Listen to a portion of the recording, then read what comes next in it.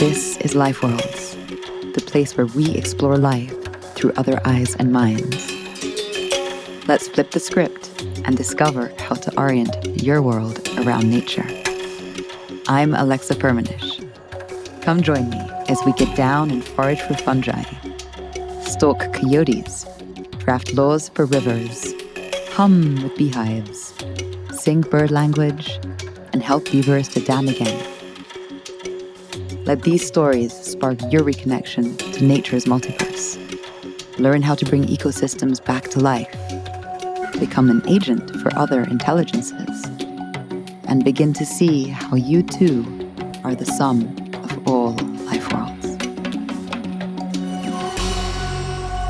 Hello everyone, greetings from atop a snowy mountain in the Swiss Alps, where I am recording this with a hot chocolate in hand. Maybe a dash of whiskey has made its way in there too. And my feet are being warmed by the embers of what was a roaring fire. I hope that you're wrapped deliciously in end-of-year celebrations with your loved ones. And as you'll likely hear this in the early days of the new year, I wish you a glorious return around the sun, and I bow with you to greet this potential with all of its promise and mystery. Today, I want to share with you my personal harvest from the first season of the show. These will be the learnings I've received from all the voices, stories, and characters who have colored this podcast in the first season. I've listened back and tracked the conversations, attuning to the spaces between the words, searching for the patterns in the paw prints in the ground. And I would like to open this space with you, this episode, with a story I once wrote, which I've chosen to try and convey a small sliver of my own tale of how I've fallen bewitched with the earth and how I've come to understand this world as being suffused with so many overlapping life worlds. It's just me today with you in this episode, so lie back, and I hope that this harvest brings you inspirations and a little track of breadcrumbs to follow into the new year. I will take a sip of my hot chocolate and then begin. I slink like a bobcat through the roots. At my feet, white-starred flowers leap from Indian lettuces like ballet dancers, nature's art whirling in green saucers. A sprig of roadside rosemary rolls oily between my thumb and forefinger. Barely perceptible, a glistening drop of sap hovers from a baby pine. It beckons to me with beady succulence. I wander over, warming to its nectar, touching it softly to the roof of my mouth. I become intimate with the trees. My first springtime in these new lands. The landscape inhales me. A prolonged in-breath, months wide, each dawn a new trail, each padded footstep deeper into an ancient language. I purr quiet prayers among sunset groves, fumbling for words, occasionally surprised by the sudden burst of something distinctly sylvan pouring from my tongue. I gaze breathless at the secret choices that the oak's elbow takes to twist and to turn, in a dance perceivable only to photosynthetic time, flipping rods and cones in my eyes, and now it's the air around the branches that are dictating the flow of the wood, their trajectory carved by hydrogen riverbanks. I greet and sketch and taste, and more than anything, I slow down. I listen. Every element of this landscape begins to weave into my own story. I feel my senses and animal nature expanding. Crow, woodpecker, honeybee, coyote, newt, granite, acorn, fire, alabaster glow, sagebrush, and my own salty tears. All have their place in this ecology of mind. And that, my friends, is a roundabout way to begin summarizing this season's harvest of life worlds, just as the forest would have it.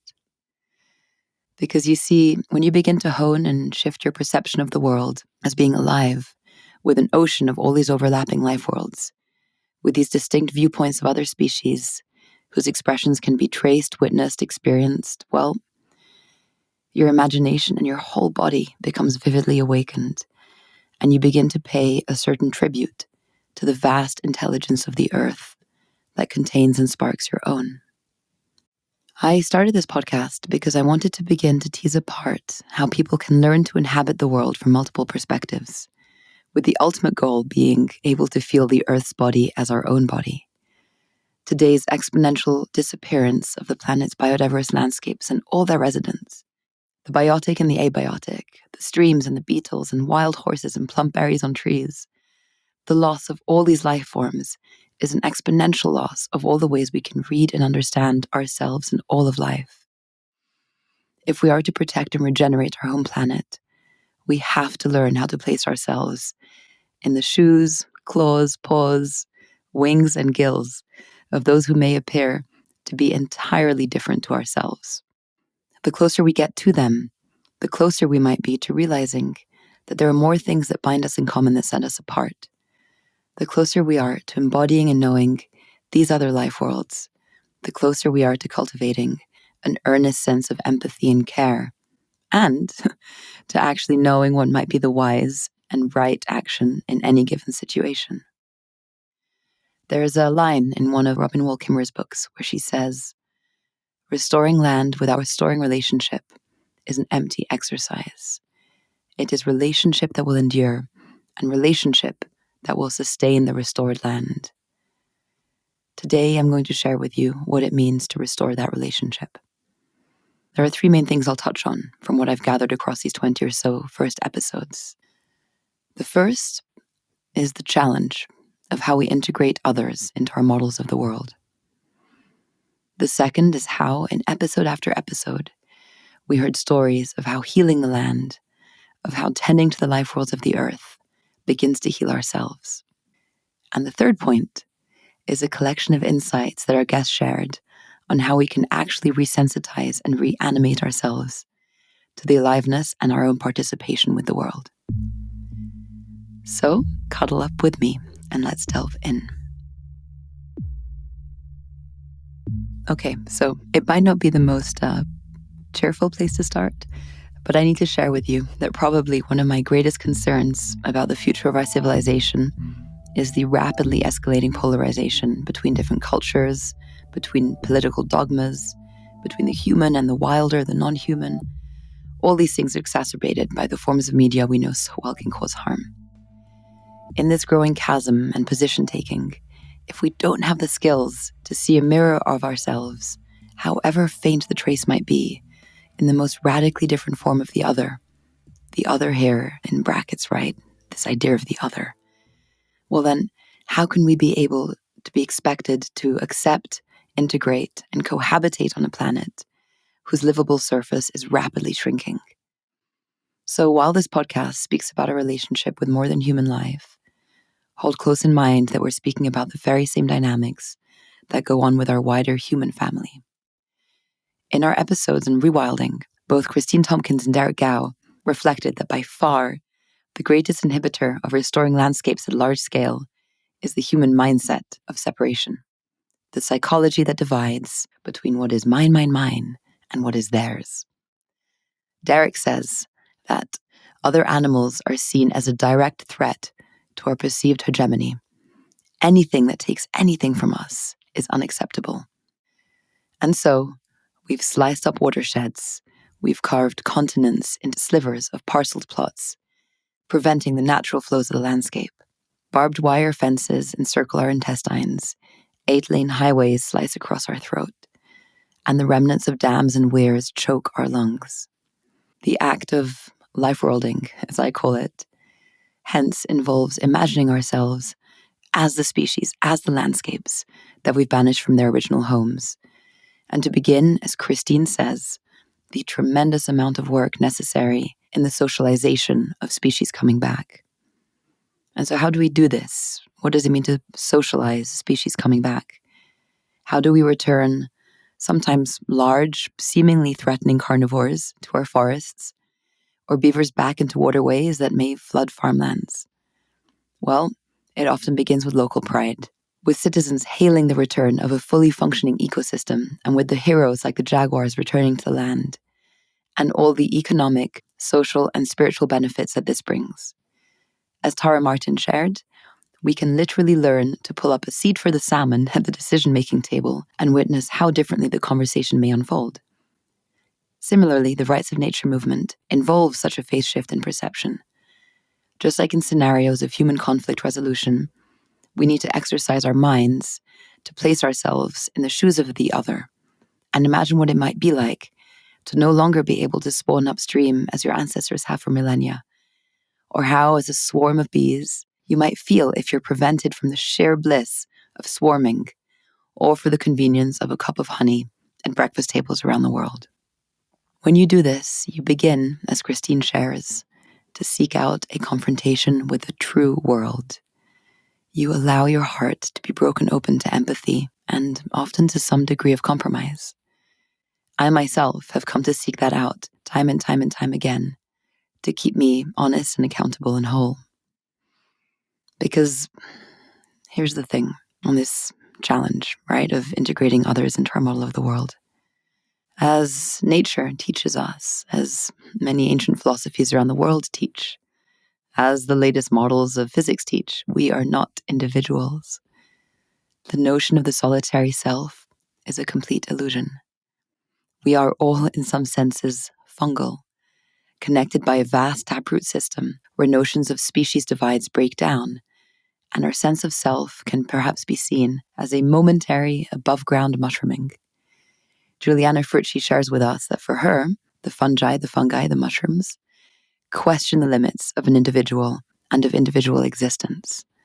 Across the show, we've heard that when we have our gaze returned by another species, when we tune into the birds speaking and realize that they're actually telling stories about us, when a whale leaps out from the water and convinces an environmental minister not to build a salt mine, when we have the totems and symbols all around our built environment of our animal family depicting their ancient teachings, all of this immerses us into an understanding that we share the earth with others and depend on each other to continue existing. As Michael Abelman says, we find our way into the slipstream of biological activity of the natural world, and we see ourselves humbly as only one piece of the system. So I see equal parts challenge and wondrous opportunity here. Challenge because a lot of dignified work is involved both internally and externally in the difficult work of actual restoration. And yet it's wondrous. And now I move us on to our second point. It's wondrous because when we begin to heal this rift, we heal ourselves. We are not, as a global community, I believe, fully aware of the existential pain we experience below the surface due to having sliced ourselves off from the rest of creation. Nature and soul not only depend on each other, but they long for each other. They are of the same substance, like twins or trees sharing the same roots. Thus, when we begin to participate again in the virtuous cycle of the life worlds of others, the healing can be almost instantaneous. Gavin Van Horn shared his experience of the Chicago Green Corps, a program where citizens who had barely interacted with nature, and many of whom had been incarcerated in the past, engaged in restoring their urban landscape, and they began to heal in marvelous ways, feeling a profound sense of contribution and pride to their local community.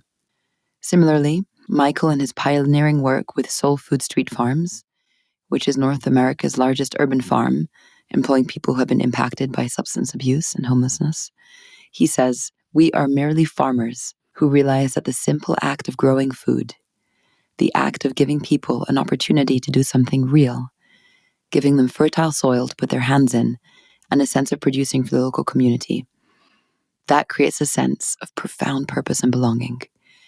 We have people working with us to this day who've been with us for 13 years, and they've never previously held a job for 4 or 5 months. So something's happening here, right?" And again, Christine Tompkins shares that despite having been CEO of Patagonia and having lived a deeply successful and rich career, her life only became whole when she started trying to restore areas and bring back species. So please hold this quote in mind because it's critical. Our wholeness depends on the nature we attempt to make whole. Right? Our own wholeness depends on the nature we attempt to make whole. That, of course, then begs the question, how do we make nature whole? There's obviously a lot of ways of doing this. I'm just going to touch on a few here. But I do love a term that Gavin used, a term that he calls active kinship. Kinship here meaning the making of kin, of family, of relating, contrasted to the act of passive kinship. Active means you roll up your sleeves and you get involved. John Thackeray shared this too, when he says that just telling people things isn't enough. Just passively ingesting information is not enough. It is the living, embodied relationships with nature that is the one thing that unlocks the impasse. John emphasized that people should be given real tasks to do, things like ecosystem restoration camps, leaving places better than we found them. And I do agree with this. I think that there is a distinct necessity for a direct first-person experience. Like I said before, this is different from passively taking in the beauty of the world, which is obviously wonderful and I do it often, but the word that comes up for me here is participation. Like in Vision Quests, when all of a sudden we realize that we are part of life, we begin to chip away at the story of separation. We participate in these incredible cycles and find out how courageous we really are. I love what Darren said in his episode, and he said, we don't need any more information. What we need is courage. What we need are people who can go out there and surrender themselves to life. To participate in life is a deeply courageous act. And it doesn't have to be some sweeping act of returning mammoths to the Siberian tundra or packing your bags, leaving home to plant trees in the middle of the desert. Sophie Strand uses this notion of direct relating with non-sexy local heroes. You can take care of one being intimately in your local ecosystem, a mouse or a fly that you do a favor for. You can start fermenting foods and growing closer to fungal accomplices. Lifeworlding is about all of these everyday intimacies as a doorway into the wider world. As they say in myth, the world behind the world. It's in the food we participate in as a living verb in process. Think back to Lila June's episode talking about indigenous food systems. This local belonging, this participation, this is one form of ceremony of which Tyson Yunkaporta spoke when he says, this is the ceremony where you give back a part of yourself to what's been extracted and what needs to be renewed. And, speaking from my personal experience and that of several people around me, I can say with a degree of conviction that this act of mutual healing is quite frankly one of the most sincere and beautiful acts you might ever do in all of your lifetime. Because life does quite literally rush back in. Derek shares that when keystone species like beavers are returned to ecosystems, the light goes back on, the engine starts to take over, and every guild of life that is still there is able to look at these green oases, and they sliver, fly, crawl, or trot to return to find them. And my friends, it's not just ecological life that rushes back in, but your own spirit too. In our rewilding episodes, we heard a story about red-shouldered macaws, a very cute, small and green South American parrot, who were brought back to the country to begin repopulating the wild ecosystem. When they arrived from the breeders, they were a shadow of who they actually are, a domesticated and shy bird. The restoration teams needed to use puppetry to train them to be birds again. And slowly, they returned to their innate natures and they now thrive out in the forest. As humans, we are all deeply capable of this too. We are capable of being self-realized at any moment in our lives. Because these inherent and beautiful instincts that we have as sentient beings, they never go out. So I guess I've kind of moved us on to the third point already. The one of, what can I do? This is the question I get asked most often, and the one that many of you were grateful for, that I tried to address on the show. The question of, how do I get started? I think I've covered part of this answer. We've spoken about the need for direct local participation, often in very simple acts. We heard about pollinator pathways, restoring urban forests, growing food, so many things as a doorway into wider systems and our own deep healing. Another way in that I might suggest is simply learning how to actually see and slowing down. Lorenzo de Rosenzweig, who is director of Latin America's largest conservation trust fund, is also an avid birdwatcher. And in our episode, he told me that he is constantly surprised when people tell him how strange it is that he wants to look at birds all day because they're all just brown or black. I mean, my gosh, can you imagine the difference between being the human being who says and believes that just birds are things that are brown or black versus being a person or human who has the capacity and sight to be enthralled, maybe by the iridescence of a simple pigeon feather. Right? This is about expanding into wonder. This is about expanding into seeing how replete with, beauty the world is in a certain sense. Juliana shares that on her fungal expeditions, you must walk very, very slowly, sharpening your senses to be able to react to differences in the texture of the ground, to pick up on the different vibration of fungal signals, the intuition of a place, and the compulsion you may feel to go in a certain direction and find something astonishing there. We heard a similar thing from John Burroughs, who founded the world's first dual law degree in Indigenous and customary law in British Columbia. And what John does is he actually brings his students out into the campus of nature so that they start to see that the archive of the law is literally written on the earth. He teaches, as in his culture, that it is actually beings like trees or plants that are the true professors of law, and that the natural laws and rules are written in the land. And it's a slow process, he says, to really see this and decipher the messages. You need to dedicate time, openness, flexibility, and curiosity. This is about having a pliable and fascinated mind. And to do a very small part in supporting with this, I tried to share in the podcast some exercises. In the beginning, there was a practice of sensing place, along with meditations and poems to encourage this slowing, this listening, this participating.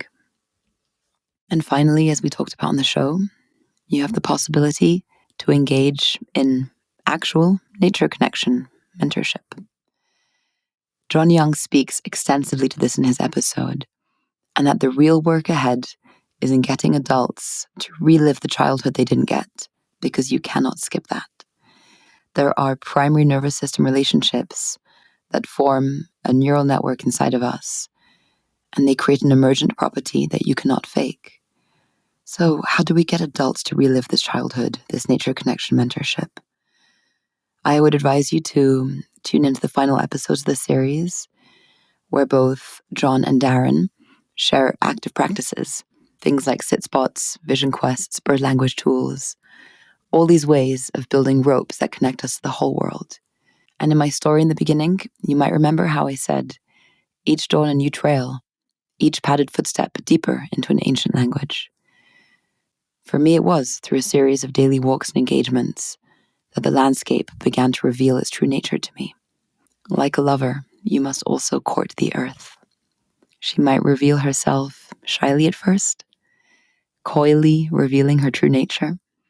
But I know one thing to be true. The world wants to be felt by you. It wants to be touched by your attention. It wants to be witnessed by your senses and reciprocity. We emit as human beings these electromagnetic fields just as the trees do. And it's been shown quite vividly how plants will change their fields to respond to your presence. It is a responsive, alive world out there. And also, it's so much more fun to embody and become multiple forms of creation rather than just to inhabit your human form until the day you pass back into soil. So, as you continue down this path, maybe, just maybe, you can learn to become a channel through which other species can tell their stories. You can start to think like a landscape, have your mind rush down riverbanks as the river, become the wild god that comes to sit at the table. You can make yourself into good compost, let yourself rot, recomposing into something else entirely, sprouting fungal roots and sporing clouds that summon and ignite lightning.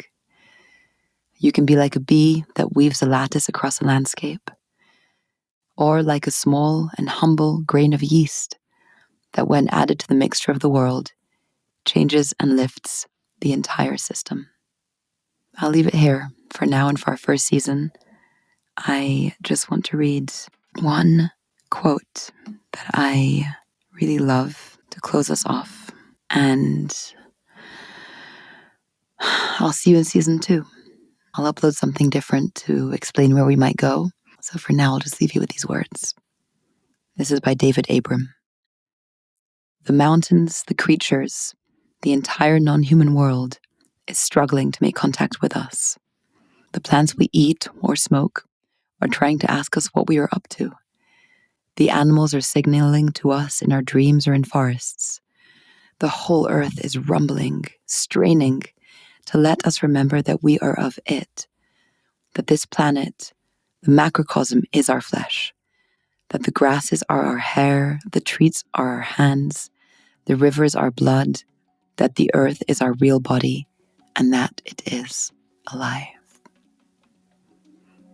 Thank you so much. Have a beautiful, beautiful start to your year, and we will hear from each other soon.